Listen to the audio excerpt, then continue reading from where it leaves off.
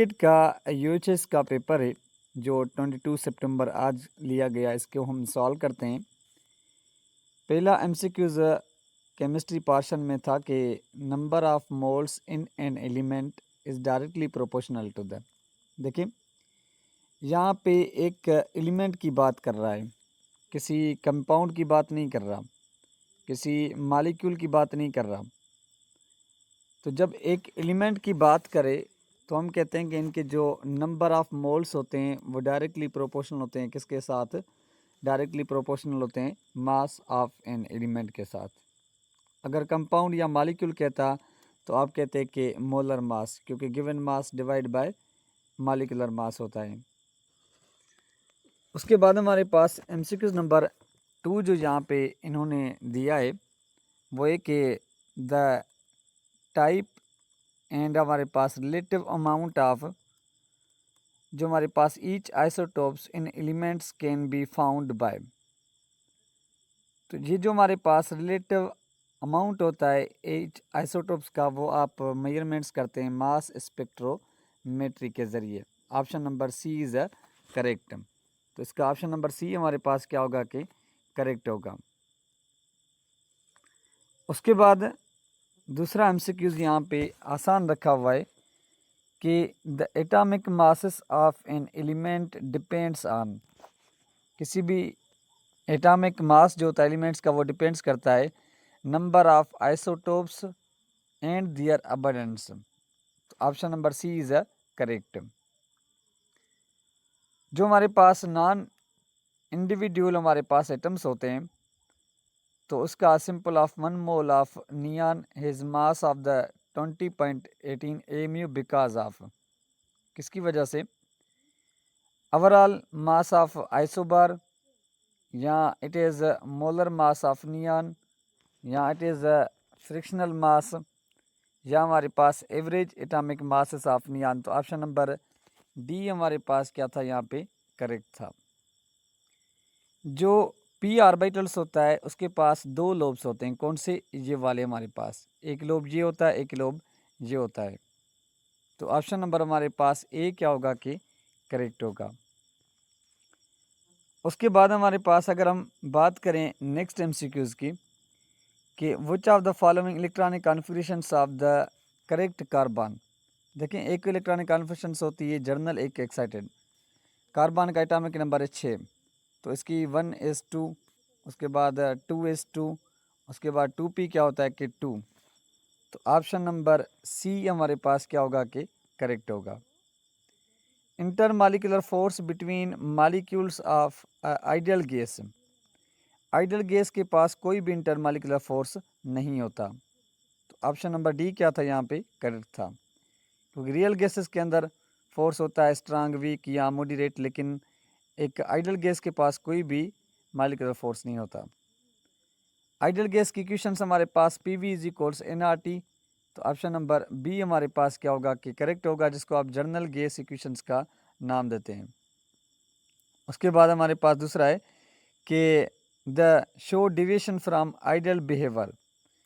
Ideal behaviour जो होता है ना किसी भी गैस का, वो हमेशा high temperature and low pressure पे होता है। तो ये रियल गैसेस का कह रहा है फ्रॉम आइडियल गैस में। तो रियल गैसेस का हमेशा जो होता है वो लो टेम्परेचर्स एंड हाई प्रेशर पे। टेम्परेचर्स को बिल्कुल कम करते हैं, गैस मॉलिक्यूल्स क्लोज हो जाते हैं, और हाई प्रेशर रखते हैं, क्लोज हो जाते हैं। तो इस हिसाब से in order to boil water it 1 correct हमारे पास हो जाएगा। उसके बाद हमारे पास एमसीक्यू नंबर 79 था कि which one of the following do not have a tendency to form hydrogen bonds. इनमें से किसके पास हाइड्रोजन बॉन्ड्स बनाने की टेंडेंसी नहीं? देखें अमोनिया तो हाइड्रोजन बॉन्ड्स बनाता है, कार्बोक्सिलिक एसिड के अंदर भी हाइड्रोजन बॉन्ड्स बनता है, इथेनॉल के अंदर भी होता है, हाइड्रोकार्बन्स के अंदर नहीं होता, क्योंकि अमोनिया NH3 है वो हाइड्रोजन बॉन्ड्स बनाता है। कार्बोक्सिलिक एसिड में जो OH बॉन्ड्स होता है, इथेनॉल में भी अल्कोहल में OH बॉन्ड्स होता है, तो हाइड्रोकार्बन्स के अंदर नहीं होता। दूसरा क्या है कि boiling points of liquids is हमारे पास टेम्परेचर विच हमेशा तब होता है vapour pressure equal to the atmospheric pressure. तो ऑप्शन नंबर हमारे पास यहाँ पे सी जो होगा वो क्या हो जाएगा, करेक्ट हो जाएगा। उसके बाद कि whenever the crystalline solids is broken then D, हमारे पास जो अलॉन्ग डेफिनेट क्या होता है कि इनका हमारे पास प्लेन्स नोन इज, आप उसको नाम देते हैं किसका, इज क्लीवेज प्लेन का नाम देते हैं। ऑप्शन नंबर हमारे पास ए क्या होगा कि करेक्ट होगा।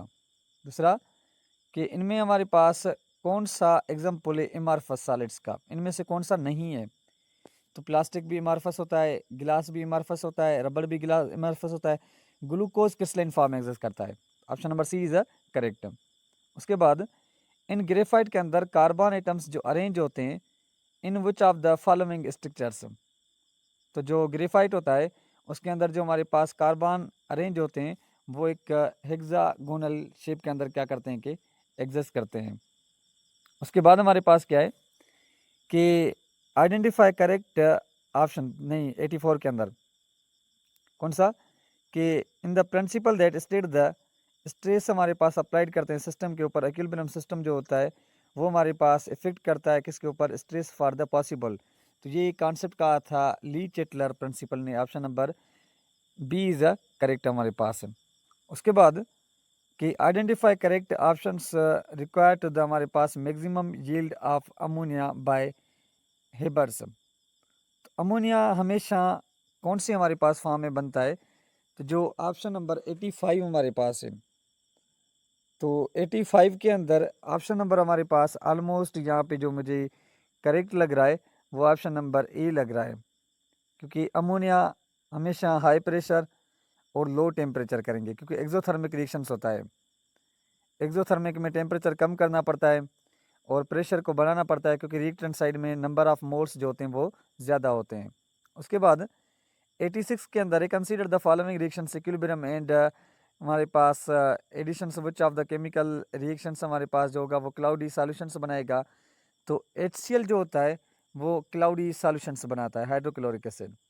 उसके बाद क्या है कि identify the correct formula to calculate the हमारे पास रेट ऑफ रिएक्शंस।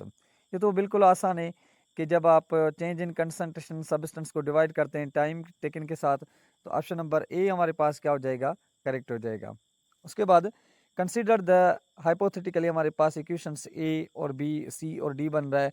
ये केमिकल इक्विलिब्रियम में से क्वेश्चन से रेट आपसे पूछ रहा है, तो इसका हमारे पास जो ऑप्शन नंबर, क्योंकि प्रोडक्ट्स का तो आप नहीं यूज़ करते, जस्ट रिएक्टेंट्स का करते हैं, तो ऑप्शन नंबर बी हमारे पास क्या है कि करेक्ट हो जाएगा। Option b is a correct. In the reaction does not the हमारे पास change with concentration that is, तो जो हमारे पास रिएक्शंस के अंदर does not change with concentration, कौन से के अंदर, जीरो ऑर्डर ऑफ रिएक्शंस के अंदर, तो हमारे पास ये क्या हो जाएगा, जीरो ऑर्डर ऑफ रिएक्शंस हो जाएगा। जीरो के अंदर कंसंट्रेशन को आप इंक्रीज करें या डिक्रीज करें, कोई भी उसके अंदर चेंजिंग्स नहीं आती। उसके बाद हमारे पास क्या है कि नेक्स्ट MCQs है कि वो भी बिल्कुल आसान MCQs था, कि जिसमें आपसे पूछ रहा है कि इन एक्सोथर्मिक रिएक्शंस के अंदर जो हमारे पास हीट कंटेंट की सिस्टम की होती है कि वो हमारे पास हीट कंटेंट सिस्टम क्या होता है। तो इसमें ऑप्शन जो सी है वो क्या करेक्ट है, क्योंकि प्रोडक्ट्स हमारे पास मोर होता है किससे, रिएक्टेंट से। एक्सोथर्मिक रिएक्शंस के अंदर जब हीट हमारे पास एक्सो फॉर्म में होगी तो प्रोडक्ट ज़्यादा होगा किसका, रिएक्टेंट्स से ज़्यादा। उसके बाद क्या है, ऑल ऑफ द फॉलोइंग जो हमारे पास स्टेप्स हैं वो यूज़ होते हैं किस में, हमारे पास कैलकुलेट द लेटेस्ट एनर्जी जहाँ हमारे पास बॉर्न हाइबर साइकिल में, लेकिन इनमें एक हमारे पास ऐसा है जो यूज़ नहीं होता। वो हमारे पास कौन सा होता है कि जो इसमें अगर आप ऑप्शंस पढ़ेंगे तो हमारे पास डिसोसिएट जो हमारे पास मेटल्स होता है ना, deionise metal, deionise metal use नहीं होता। बाकी आयोनाइज नॉन मेटल होता है, आयोनाइज मेटल भी होता है, जो फर्स्ट ऑप्शन से वो भी होता है। तो डी आयोनाइज मेटल्स जो होता है वो ऑप्शन इसमें करेक्ट नहीं लग रहा। उसके बाद हमारे पास जो नेक्स्ट MCQs है 83 कह रहा है 93 के the enthalpy change when 1 mole of water is formed by the reactions of aid with alkali under the standard conditions is known as, कि उसको स्टैंडर्ड कंडीशंस को हम क्या नाम देंगे, क्या एंथैल्पी ऑफ कंबशंस का, या एंथैल्पी ऑफ हमारे पास फॉर्मेशंस का, एंथैल्पी रिएक्शंस का नाम देंगे, या एंथैल्पी ऑफ न्यूट्रलाइजेशंस रिएक्शंस का नाम देंगे। तो देखें वाकई हम इसको एंथैल्पी ऑफ न्यूट्रलाइजेशन रिएक्शंस का नाम देते हैं। ऑप्शन नंबर डी हमारे पास क्या है कि इसमें ऑप्शन नंबर डी जो हमारे पास होगा वो क्या हो जाएगा, करेक्ट हो जाएगा। उसके बाद अगर हम बात करते हैं oxidation number of magnets in KMnO4, देखें KMnO4 के अंदर ऑक्सीडेशन नंबर पूछ रहा है, तो ये इसका फार्मूला है KMnO4, एक ऑक्सीजन की -2 होती है, तो माइनस हमारे पास 8 और ये +1, बाकी बचेगा +7। तो +7 इसकी क्या हो जाएगी, ऑक्सीडेशन नंबर हो जाएगा। ऑप्शन नंबर डी इज हमारे पास क्या हो जाएगा, करेक्ट हो जाएगा। इसका option number D is correct. Which step हमारे पास रिवलेंट होता है respect to the balancing redox equations के हिसाब से, वो हमारे पास कौन सा स्टेप होता है जो आप यहाँ पे क्या यूज़ करते हैं कि इररिलेवेंट आप यूज़ करते हैं, कौन सा हमारे पास कि वो कौन सा स्टेप हो जाएगा। तो इसमें ऑप्शन नंबर ए क्या होगा, करेक्ट होगा। कौन सा कि स्प्लिट हमारे पास reactions into the half, 2 half reactions के अंदर हो जाता है। उसके बाद हमारे पास क्या है कि इसमें जो हमारे पास MCQs नंबर 96 से कि which one of the following is not correct features of the electrolytic cell, इनमें से कौन सा इलेक्ट्रोलाइटिक सेल का फ्यूचर नहीं है। तो इनमें जो हमारे पास इलेक्ट्रोलाइटिक का फ्यूचर इनमें से कौन सा नहीं है, तो हाँ ऑप्शन नंबर ए के अंदर रिडक्शन अकर्स द कैथोड होती है, ऑक्सीडेशन अकर्स एट एनोड्स ये भी होती है, अल्टरनेटिंग करेक्ट सोर्स हमारे पास कनेक्टेड टू द इलेक्ट्रोड्स ये नहीं होता। Option number C is incorrect. Which one of the following is the coordinate covalent bonds, NaCl के अंदर आयोनिक, कैल्शियम ऑक्साइड के अंदर भी हमारे पास कोवेलेंट, H2O के अंदर भी, तो हमारे पास NH3BF3 के अंदर ऑप्शन नंबर सी क्या है कि इसमें करेक्ट होगा, इसके अंदर कोऑर्डिनेट कोवेलेंट बॉन्ड्स बना हुआ है। विच of the following is not feature of valence bond valence electrons pair repulsion theory, इनमें से कौन सा फीचर से जो वैलेंस का नहीं था, शेप भी बताती है, पेयर्स ऑफ इलेक्ट्रॉन्स रिपल करते हैं अदर ये भी सही है, it help to understand interaction जो हमारे पास मेडिसिनल ड्रग्स मॉलिक्यूल ये भी सही है। तो ओनली लोन पेयर इलेक्ट्रॉन्स जो होते हैं वो डिटरमाइन करते हैं ज्योमेट्री ऑफ द मॉलिक्यूल्स को, नहीं है बॉन्डिंग इलेक्ट्रॉन्स भी करते हैं, लोन पेयर इलेक्ट्रॉन्स भी करते हैं। तो ऑप्शन नंबर डी हमारे पास क्या होगा कि इसमें करेक्ट हो जाएगा। Which one of the following smallest atomic radii, magnesium, phosphorus, sulphur, sodium, सबके सबका एक ही पीरियड है, सोडियम, मैग्नीशियम, उसके बाद फास्फोरस, उसके बाद सल्फर। तो लेफ्ट और राइट साइज क्या होती है, डिक्रीज होती है, तो ऑप्शन नंबर बी क्या होगा कि करेक्ट होगा, सल्फर की साइज बिल्कुल कम होगी। The difference of lithium from the other alkali metals mainly because of, तो क्या लार्ज रेडियस होता है एंड लो चार्ज डेंसिटी, तो वाकई इसका लो चार्ज डेंसिटी होती है, लार्ज रेडियस होता है। क्या small radius and low charge density, या large radius and high charge density, या small radius and high charge density, तो ए नहीं, option number d is correct, क्योंकि रेडियस स्मॉल होता है और चार्ज डेंसिटी काफ़ी ज़्यादा होती है, न्यूक्लियर चार्ज काफ़ी ज़्यादा होता है। उसके बाद विच of the following is not basic in nature, 101 MCQs के अंदर इनमें कौन सी बेसिक नेचर नहीं है। तो जो हमारे पास मैग्नीशियम ऑक्साइड बेसिक है, potassium oxide, sodium oxide, aluminium oxide is amphoteric oxide, ये क्या होती है, एम्फोटेरिक ऑक्साइड होती है। तो इसको आप option number A is correct. The solubility of sulphates of alkaline metals generally, तो सल्फेट्स की जो सॉल्युबिलिटी होती है वो अल्कलाइन मेटल्स में क्या होती है, टॉप टू बॉटम में इंक्रीज होती है या टॉप टू बॉटम में डिक्रीज होगी। तो हमारे पास ये तो हमने प्रीवियस में भी पढ़ा हुआ है कि ये जो हमारे पास टॉप टू बॉटम में क्या होती है कि डिक्रीज होती है डाउन द ग्रुप। जो बेरियम ऑक्साइड होता है, बेरियम सल्फेट होता है ना, वो उतना ज़्यादा स्ट्रांग नहीं होता। विच of the following not alloy, steel alloy बना हुआ है, ब्रास भी एलॉय बना हुआ है, ब्रॉन्ज भी एलॉय बना हुआ है, ग्रेफाइट एलॉय नहीं है, वो एक एलोट्रॉपिक फॉर्म हमारे पास होता है। उसके बाद अगर हम दूसरे की बात करते हैं यहाँ पे कि इलेक्ट्रॉनिक कॉन्फ़िगरेशंस ऑफ क्रोमियम 34, ये मैंने आपको बताया था प्रीवियस में कि यहाँ पे एक एक्सेप्शनल केस आ जाता है, कौन सा कि फुली फिल्ड बनाने के लिए 4s13d क्या होता है कि 5, तो option number C is correct. Which of the following is not property of the transitions elements, इनमें से कौन सी प्रॉपर्टीज है जो ट्रांजिशंस की प्रॉपर्टीज नहीं है।